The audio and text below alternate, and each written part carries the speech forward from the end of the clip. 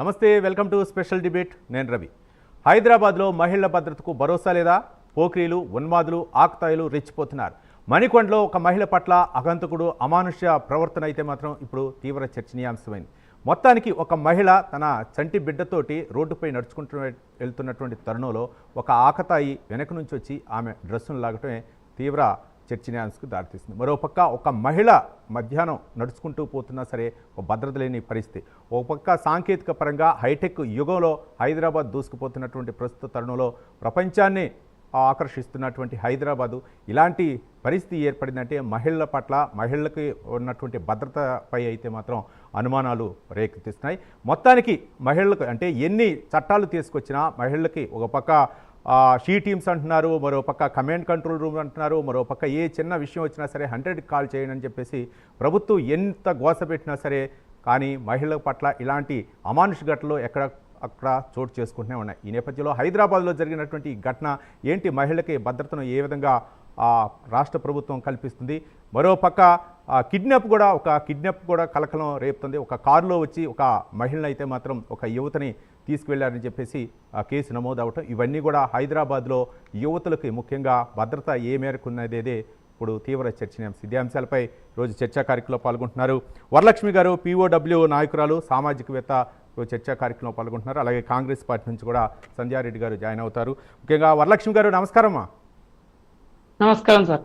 ఏంటి అంటే ఈ మొన్న కొండాపూర్లో జరిగినటువంటి ఘటన, ఒక మహిళ తన చంటి బిడ్డతోటి గొడుగు పెట్టుకొని ఆమె నడుచుకుంటూ వెళ్తున్నటువంటి క్రమంలో ఒక ఆకతాయి వెనుక నుండి వచ్చి ఆమె డ్రెస్సును లాగటం అవ్వచ్చు, లేకపోతే ఆమె చేసినటువంటి ఆ ప్రవర్తనపై ఏ విధంగా స్పందిస్తారు? ఈ ఘటనలో మనం ముందుగా మాట్లాడుకోవాల్సింది ఏంటంటే రాష్ట్ర ప్రభుత్వాలు, కేంద్ర ప్రభుత్వాలు మహిళలకు ఎంత బాగా రక్షణ కల్పించారనే విషయంలో ఆశ్చర్యంగా ఉంది. అసలు మనం ఎక్కడికి వెళ్తున్నాం, సమాజం ఎటుపోతుందో ఆశ్చర్యకరంగా ఉంది. ప్రతి నిత్యం ఇలాంటి ఘటనలు జరుగుతూనే ఉన్నాయి. ఇలాంటి ఘటనలు జరగడం బాధాకరం.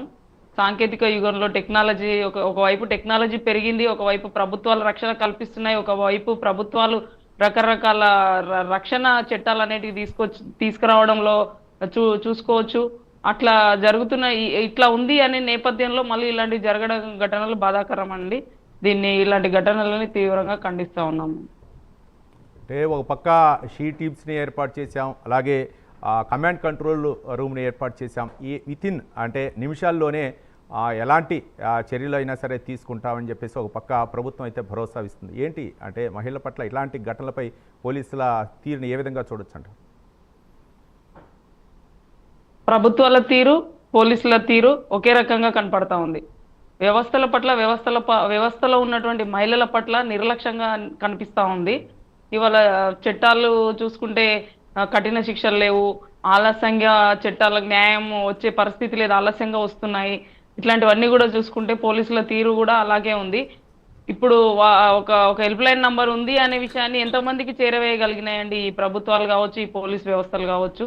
ఒక 19881 ఉందని, 181 ఉందని, 112 ఉందని, ఇట్లాంటి హెల్ప్ లైన్ నంబర్లు ఉన్నాయని మహిళలకు, గ్రామీణ ప్రాంతాలకు కావచ్చు, ప్రతి ఇంటి మహిళలకు, ప్రతి ఏరియా మహిళలకు ఎంతవరకు ఈ ప్రభుత్వాలు తీసుకెళ్లగలిగినాయి, ఈ పోలీసులు తీసుకెళ్లగలిగినాయని మేము ప్రశ్నిస్తా ఉన్నాం.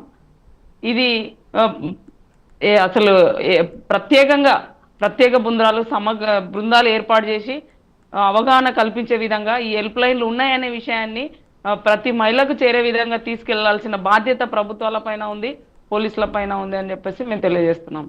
రైట్. ఇక ఇదే అంశంపై మాట్లాడటానికి సంధ్యారెడ్డి గారు, ఫైర్ బ్రాండ్ కాంగ్రెస్ పార్టీ అధికార ప్రతినిధి మరియు మదర్ ఫౌండేషన్ చైర్మన్ స్టూడియోలో ఉన్నారు. సంధ్యారెడ్డి గారు నమస్తే అండి. నమస్తే అండి. ఏంటి అంటే ఈ మధ్యకాలంలో జరిగినటువంటి ఈ ఘటన, హైదరాబాద్లో జరిగినటువంటి ఈ ఘటనని ఏ విధంగా చూడొచ్చు? అంటే ఒక మహిళ పట్ల ఒక సైకో ప్రవర్తించినటువంటి తీరు, అంటే రోజు హైదరాబాద్ హైటెక్ యుగంలో ఏదో సాంకేతికంగా అభివృద్ధి చెందినటువంటి హైటెక్ నగరం హైదరాబాద్లో ఇలాంటి ఘటనలు ఎక్కడో ఒక చోట జరుగుతూనే ఉన్నాయి. కానీ చాలామంది ప్రజా సంఘాలు కానీ, లేకపోతే వాళ్ళ తల్లిదండ్రులు కానీ, లేకపోతే సామాజికవేత్తలు కానీ ఏంటి కఠినమైనటువంటి చట్టాలు చేస్తున్నారు కానీ వాళ్ళకైతే మాత్రం బుద్ధి రావట్లేదు సైకోలకు అని చెప్పి చెప్తున్నారు. ప్రభుత్వం ఎలాంటి చర్యలు తీసుకుంటుంది, ముఖ్యంగా ఇలాంటి సైకోల పట్ల ఏ విధంగా అవలంబించాలంటారు అంటే చర్యలు? ఒకటండి, ఇప్పుడు ఒక్కటే కాదు, చట్టాలు ఉన్నాయి కానీ ఎక్కడ ఇంప్లిమెంటేషన్ ఎక్కడ ఉన్నాయండి? ఇప్పుడు ఇన్ని మహిళా సంఘాలలో అందరము ప్రతిసారి ఇట్లా జరుగుతున్నప్పుడల్లా మేము టీవీలో ముందుకు వచ్చి మాట్లాడుతున్నాము. ఎన్ని చేసినా కూడా ఉన్న చట్టాలు ఉన్నాయి, ఇంప్లిమెంటేషన్ లేదు కదా, అదే పెద్ద ప్రాబ్లం. ఇంకొక విషయం ఏంటంటే అండి, అన్ని గవర్నమెంట్ చేయలేదు. స్వచ్ఛంద సంస్థలను కొంతమందిని ఐడెంటిఫై చేయాలి. ఇది చాలా ఇక్కడ తెలంగాణ కానివ్వండి, ఆంధ్ర కానివ్వండి, రెండు గవర్నమెంట్లు ఎక్కువ శాతంగా మహిళల మీద జరుగుతున్న దాడులని మనం అందరం ఖండించాలి. మనం సైతం ఉండాలంటే కొన్ని స్వచ్ఛంద సంస్థలు 5 సంవత్సరాలు 10 సంవత్సరాలు అనుభవం ఉన్న వాళ్ళని తీసుకొని మేడం అన్నట్టుగా అవేర్నెస్ ప్రోగ్రామ్స్ అనేది చాలా ముఖ్యం. ఇప్పుడు చాలా నెంబర్స్ ఉన్నాయి, ఆ నెంబర్స్ అనేది ఎవరికి తెలీదు. 100 నెంబర్ అంటే ఎట్లా తెలుసో, ఇట్లా ఒక మహిళ మీద దాడి జరుగుతున్నప్పుడు, ఈ మహిళకు ఏదైనా ఇబ్బంది కలిగినప్పుడు ఈ నెంబర్కి చేస్తే మాకు న్యాయం జరుగుతుంది అనే విధంగా ఒక మహిళకి భద్రత కల్పించాలి. ఇంకొక అంశం ఏంటంటే, మనం అందరం కూడా ఈరోజు ఈ చట్టాలు ఉన్నాయి, ఈ చట్టాల వల్ల మనకు ఉపయోగపడుతుందని మనం అనుకుంటున్నాం. కానీ పట్టపగలు కాదండి. మనం అంటాం కదా, మధ్యరాత్రి ఆడది స్వతంత్రం నడిస్తేనే స్వతంత్రం అని అర్ధరాత్రి అన్నారు. కానీ కానీ మధ్యాహ్నం పూట మిట్ట మధ్యాహ్నం పూట మనం బయట తిరగాలంటేనే ఇబ్బందిగా ఉంది. ఈ ఆకతాయి వాళ్ళు ఎట్లా ఉన్నారంటే, ఎవడన్నా ఏదైనా అన్నాడు అంటే వాళ్ళు తీసుకొని పోలీస్ స్టేషన్లో వేస్తే ఎక్కువ శాతం వచ్చేసి రాజకీయ నాయకులు వచ్చి జోక్యం చేసుకుంటారు. అయితే నేను అనేది ఏంటంటే, ఏ ఒక్క రాజకీయ నాయకుని నేను ఉద్దేశించి మాట్లాడట్లేదండి. మహిళల భద్రత విషయంలో పార్టీలకు అతీతంగా ఇలాంటి చిచ్చోరగా చేసిన వాళ్ళని, ఇలాంటి వాళ్ళని ఎవరిని సేవ్ చేయకండి. వాళ్ళకి జరగాల్సింది జరగాలి. వాళ్ళ కొడుకో లేకపోతే వీళ్ళ కొడుకో లేకపోతే ఇంకోరు కొడుకో అనేది కాదు. చట్టం ముందు అందరం సమానమైన విధంగా చైతన్యం రావాలి. ప్రభుత్వంలో కానివ్వండి, ఇక్కడ స్వచ్ఛందంగా కానీ వస్తేనే ఈరోజు ఒక మహిళకు భద్రత అనేది ఉంటుంది తప్ప ఇవన్నీ మార్పు అనేది సమాజంలో మహిళలు కూడా ఈ మధ్యకాలంలో చాలామంది స్నేహించాలి ఎట్లా జరుగుతున్నాయో, ఫోన్లలో మాట్లాడుకుంటే ఇయర్ ఫోన్స్ పెట్టేసుకొని వెళ్తే మనం కూడా జాగ్రత్తగా ఉండాలండి. ఇప్పుడు మనం జాగ్రత్తగా ఉండి వాళ్ళ అనాలి, ఎవరొచ్చి ఎవరు రక్షించారండి ఇక్కడ. ఇప్పుడు అంత ఎవరేమైపోతే ఏంలే అనే విధంగా ఉన్నది ఇక్కడ అందరు కూడా. కానీ మన జాగ్రత్తగా మనం ఉండాలి. చాలామంది ఫోన్లు మాట్లాడుకుంటా అంటే ఏదో మైకంలో వెళ్ళిపోతుంటాం, అంటే ఏదో మనకు జ్ఞాపకంగా వెళ్ళిపోతుంటాం. కానీ మన వెనుక ముందు కూడా చూడాల్సిన అవసరం కూడా ఉంది. మన భద్రత మనమే చూసుకోవాలండి. ఎవరో వస్తారు చేస్తారని ప్రభుత్వాలను ఎప్పుడు నిందించొద్దు. కానీ నిందించొద్దు, కానీ బాధ్యత ఉండాలి ప్రభుత్వాలకు, అప్రమత్తంగా ఉండాలి. అయితే ఇప్పుడు ఈ షీ టీమ్స్ అనేది ఉంది, ఎక్కడో ఒక దగ్గర ఉన్నాయి, కానీ అవి కఠినంగా కూడా లేవు. అవి కఠినంగా ఉండాలి. ఇమ్మీడియట్గా ఇక్కడ ఒక మహిళకి ఇది జరిగిందంటే ఇమ్మీడియట్గా కంట్రోల్ రూమ్కి వెళ్ళిపోవాలి. అలా కూర్చోబెట్టి దూరంలో వితిన్ ఒక 5 మినిట్స్లో జరిగే విధంగా మన మొబైల్లో ఆ నెంబర్ సేవ్ చేసి పెట్టుకుంటే వెళ్ళే విధంగా ఉంటే కొద్దిగా గొప్ప మార్పు అనేది వస్తుంది. కానీ అసలు ఈ విషయంలో మరి రాజకీయంగా మనం ఎందుకు ముందడ వేయలేకపోతున్నాం? ఇంత టెక్నాలజీ ఉంది, ఈ టెక్నాలజీని మనం ఎందుకు ఉపయోగించుకోలేకపోతున్నాం? మహిళలకు ఎందుకు భద్రత లేకుండా పోయింది? కొన్ని ఇళ్ళల్లో, కొన్ని గ్రామాలల్లో ఇంట్లో భద్రత లేదు, బయట భద్రత లేదు. మరి మహిళను ఏం చేయమంటారు? ఇవాళ మహిళలు వచ్చి రోడ్ల మీద వచ్చి కొంతమంది వస్తేనేమో బరదెగించే ఆడవాళ్ళు ఎప్పుడు వీళ్ళకి ఏం పని లేదు, వచ్చి రోడ్ల మీద కొట్లాడతారు. మేము మాట్లాడడం వల్లనే, అలాంటి వాళ్ళందరం ముందుకు రావడం వల్లనే కొద్దిగా గొప్ప మహిళలకు ఒక భద్రత అనేది వస్తుందనేది మా ఆలోచన విధానం తప్ప ఇక్కడ ఏదో పబ్లిసిటీ కావాలి పబ్లిక్ అని కాదు. మాట్లాడే వాళ్ళు మాట్లాడేంత ధైర్యం కూడా రావాలండి. స్టూడియోలోకి వచ్చే కానివ్వండి, మనం ఒక పోలీస్ స్టేషన్ చైతన్యం అనేది లేకపోతే జరిగేది కాదు. ఇవాళ మీడియా మీ రోజు ఒక భద్రత విషయము స్పందించి పెట్టడం అనేది అది నిజంగా ఐఎమ్ వెరీ హ్యాపీ అండి. But at the same time మీరు కూడా కొంచెం పోలీస్ డిపార్ట్మెంట్ కానీ ఇలా ఈ సూచనలు ఇచ్చుకుంటూ దీనికి ఈ నెంబర్స్ ఉన్నాయని చెప్పి మీరు స్క్రీన్ మీద ఇస్తుండాలి సార్. తప్పకుండా. రైట్, వరలక్ష్మి గారు చెప్పండి, ఏంటి అంటే ఒక మహిళ ఆ మిట్ట మధ్యాహ్నమే నడవాలంటే భయపడే పరిస్థితి వచ్చింది అనుకోవచ్చా, లేకపోతే మహిళను బయటకు పంపాలంటేనే భయపడే పరిస్థితులు ఉన్నాయి అనుకోవచ్చా? కానీ ఏంటి అంటే సంధ్యారెడ్డి గారు చెప్తున్నారు, కానీ చట్టాలు వచ్చినా సరే మనలో కూడా మార్పు రావాలి, ముఖ్యంగా మహిళల్లో కూడా అప్రమత్తం ముఖ్యం. ఈరోజు సెల్ ఫోన్లు వచ్చింది కానీ చెప్పేసి చెవిలో ఇయర్ ఫోన్లు పెట్టుకొని వెళ్తున్నటువంటి సందర్భాలు వచ్చి ఇవన్నీ కూడా. కానీ మనం చూడొచ్చు, మణికొండలో వెళ్ళినటువంటి ఆ మహిళ అయితే రోడ్డు మీద నడుచుకుంటున్నటువంటి ఆ చంటి బిడ్డతో నడుచుకుంటున్నటువంటి ఆ మహిళ పట్ల ప్రవర్తించిన తీరు అయితే మాత్రం చాలామంది మహిళా సంఘాలు అయితే మాత్రం తీవ్రంగా విమర్శిస్తున్న తీరుని ఏ విధంగా చూడొచ్చు? ఖచ్చితంగా అండి, ఇది నిన్న చూసినటువంటి ఘటన చూస్తే మణికొండలో జరిగినటువంటి సంఘటన చూస్తే అక్కడ ఆమె ఫోన్ ఎక్కడ తీసుకోలేదు, ఇయర్ ఫోన్స్ ఎక్కడ పట్టుకొని ఉండలేదు. మిట్ట మధ్యాహ్నం అండి అది. వాళ్ళ బాబుని ఏదో స్కూల్ నుంచి, నర్సరీ స్కూల్ నుంచో ప్లే స్కూల్ నుంచో తీసుకొస్తున్న సందర్భంలో, తను ఎండలో గొడుగు పట్టుకొని వెళ్తున్న సందర్భంలో వెనుక నుంచి ఒక ఆకతాయి వచ్చి అలా అసభ్యంగా ప్రవర్తించడం ఇది దురదృష్టకరం. అసలు మనం ఎక్కడ పోతున్నాం, ఏం జరుగుతుందో ఏంటో అసలు నిత్యం ఇది ఒక గందరగోళం. మహిళల పట్ల ఇంత వివక్ష కావచ్చు, ఇంత అఘాయిత్యాలకు పాల్పడే ఇలాంటి చులకన భావం కావచ్చు, ఏంటో ఈ పరిస్థితి. ప్రభుత్వాలతో పాటు మనం కూడా, మేడం అన్నట్టు మనం కూడా అవేర్నెస్ గా ఉండాలి. ఇది ఖచ్చితంగా అందరి దృష్టికి తీసుకెళ్లాల్సిన బాధ్యత మీడియా కావచ్చు, సోషల్ మీడియా కావచ్చు.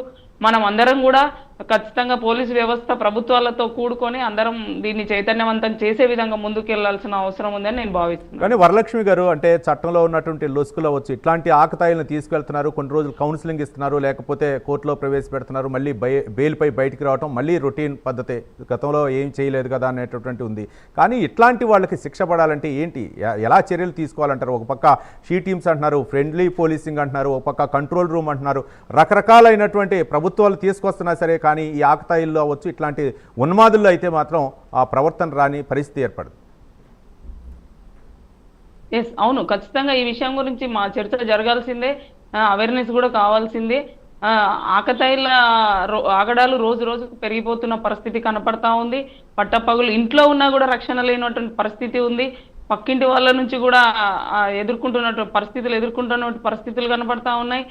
దీనిపైన ప్రభుత్వాలు చట్టాలు ఉన్నాయని చెబుతున్నాయి, చట్టాలు తీసుకొచ్చామని చెబుతున్నాయి, కానీ ఆ చట్టాలు ఎంతవరకు పటిష్టంగా అమలు అవుతున్నాయి అనేది ప్రశ్న ప్రభుత్వాలే వేసుకోవాలి.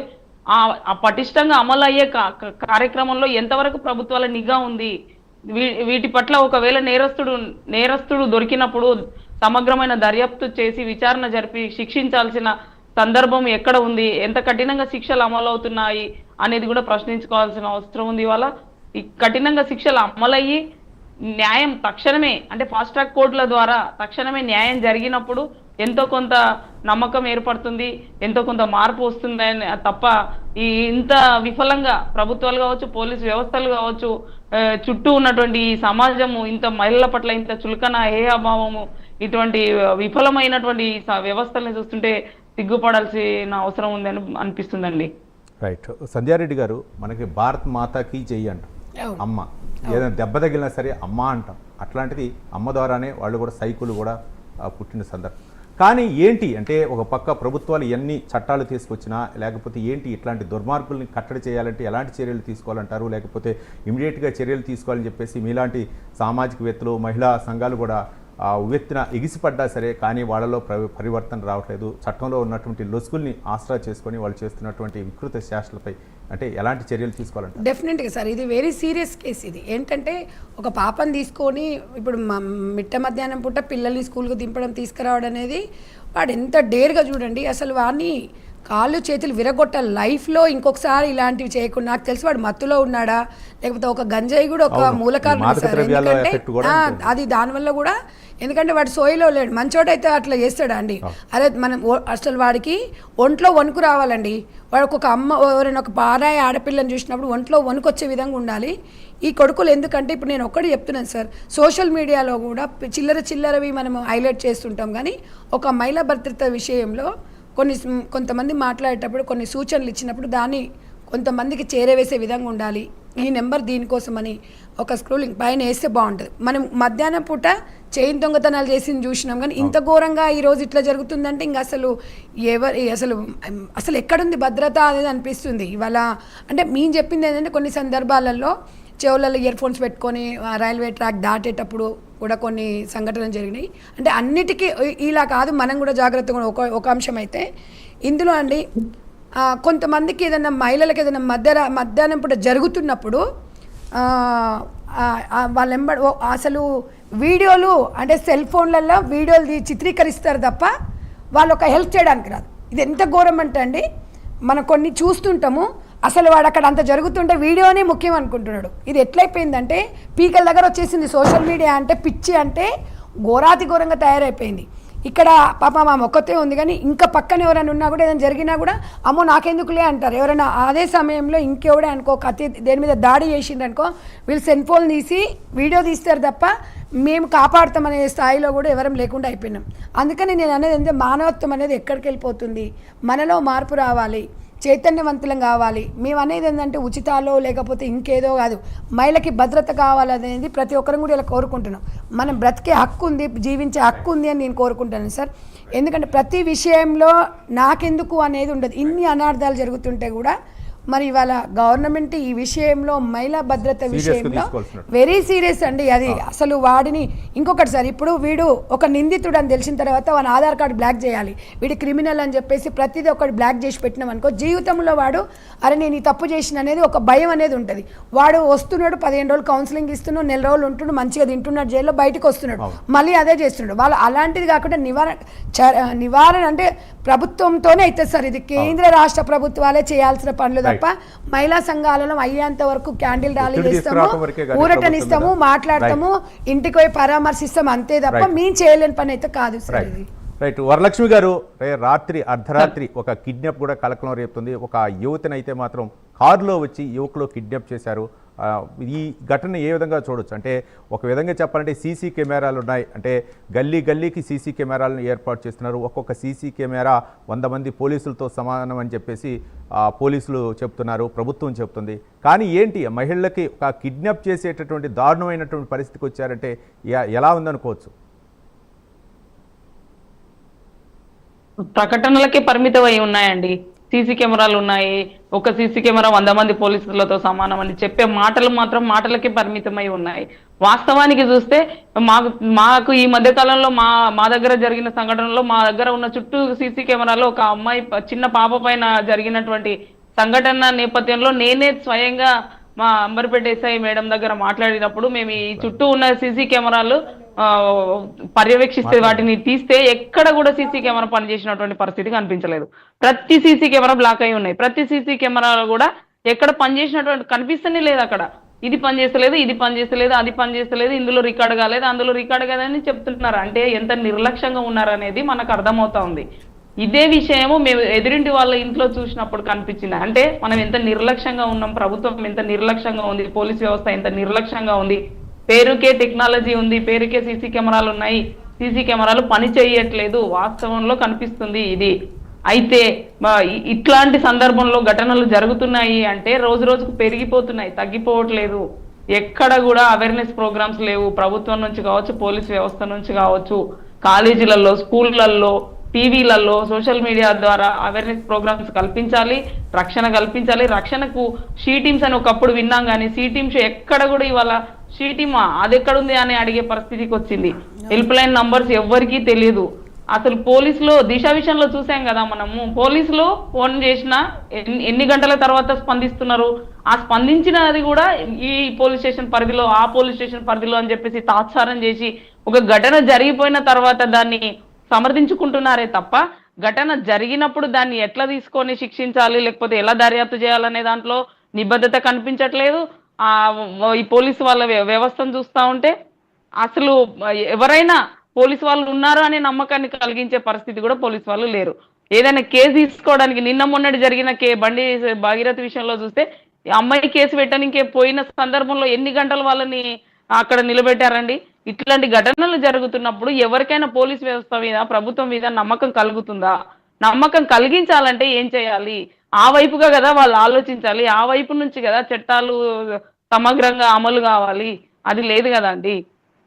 అది ఇలాంటి విధానము వరలక్ష్మి గారు, సంధ్యారెడ్డి గారు ఒక మాట చెప్పారు, అంటే ఈ మాదక ద్రవ్యాలు అవచ్చు, గంజాయి అవచ్చు, లేకపోతే ఏవైతే ఉన్నాయో వాటి వలన కూడా ఇలాంటి యువత అయితే మాత్రం పెడదావరణ పట్టేటటువంటి అవకాశాలు ఉంది, ఇట్లాంటి వికృతి శాస్త్రాలకు పాల్పడుతున్నారని చెప్పేసి ఆమె చెప్పడం జరిగింది. అవి కూడా ప్రధానమైన కారణాలు. 100% ఎస్ అండి, 100% నేను ఆ మేడం లేవనెత్తినటువంటి అంశం పైన ఏకీభవిస్తున్నాను.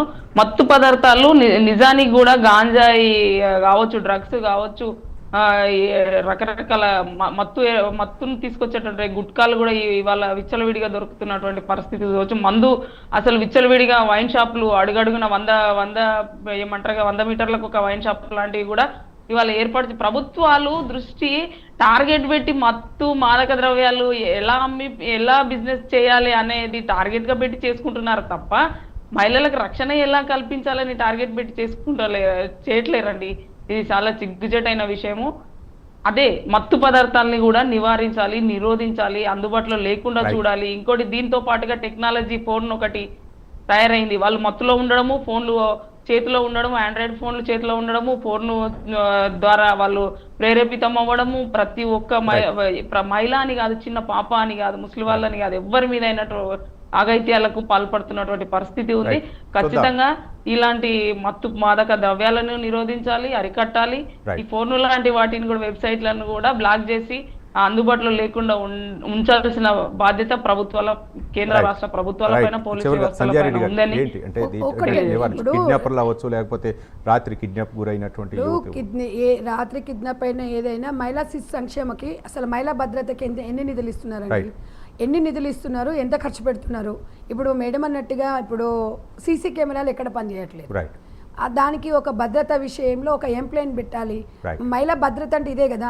పోలీస్ స్టేషన్కి వెళ్ళి ఒక మహిళ మాకు ఇట్లా జరిగింది అంటే అక్కడ ఎవ్వరు పోలీసు వాళ్ళు ఉండరు, అందరూ లేరండి, బిజీగా ఉన్నారు అని చెప్తారు. మరి ఇక్కడ అలాంటి మహిళ వచ్చినప్పుడు ఎందుకు స్పందించట్లేదు అంటే ఇది నేను అనేది ఏంటంటే పోలీసు వాళ్ళ పరిస్థితి ఇట్లా ఉంది, డిపార్ట్మెంటు ఇక్కడ మహిళా భద్రత విషయంలో ఉంది. ఇవన్నీ కూడా మేము వాళ్ళ మీద చెప్పాలని కాదండి, ఇలాంటివి జరగకుండా చూడాలంటే ప్రతి ఒక్క సామాన్యునికి పోలీసు వాళ్ళు అంటే మాకు నమ్మకం అనేది ఏర్పడాలి. మహిళల ఇప్పుడు ఈ సీసీ కెమెరాలల్లో అవి రికార్డ్ అయి ఉండాలి. ఎందుకంటే అడుగడుగున సీసీ కెమెరాలు పెట్టుకోవాలి. ఇప్పుడున్న సమాజంలో సీసీ కెమెరాలు పెట్టుకుంటేనే అలాంటి వ్యక్తిని మనం పట్టుకోవడానికి అవకాశం ఉంటుంది. ఈ దాడులను ఇవన్నీ కూడా మనం నియంత్రించవచ్చు సార్. ఏదున్నా కూడా ప్రభుత్వ పరంగా ఒకటే చెప్తున్నాం, ఇలాంటి ఎదవలు తప్పులు చేస్తున్నప్పుడు పార్టీలకు అతీతంగా ఎవరు సపోర్ట్ చేయకండి. ఎందుకంటే వాడు చేసిన కర్మ వాడే అనుభవించాలి. ప్రభుత్వం కూడా కఠిన చట్టాలు అమలు చేసి థ్యాంక్ యూ అండి. సంధ్యారెడ్డి గారు, మదర్ ఫౌండేషన్ చైర్మన్, స్పందించి చర్చా కార్యక్రమంలో పాల్గొన్నందుకు. అలాగే వరలక్ష్మి గారు, POW నాయకురాలు, సామాజికవేత్త, స్పందించి చర్చా కార్యక్రమంలో పాల్గొన్నందుకు అందరికీ ధన్యవాదాలు. ఏది ఏమైనా సరే ప్రభుత్వం కఠిన చట్టాలు అమలు చేసి ఇలాంటి సైకోలకైతే మాత్రం బుద్ధి చెప్పాలని చెప్పేసి చర్చలో వక్తలు తమ అభిప్రాయం వ్యక్తం చేస్తారు. ఇది వాటి స్పెషల్ డిబేట్లోని అంశం. మరో అంశంతో మళ్ళీ కలుద్దాం. చూస్తూనే ఉండండి Prime 9 న్యూస్. నిజం ఇదే మా ఏజ్.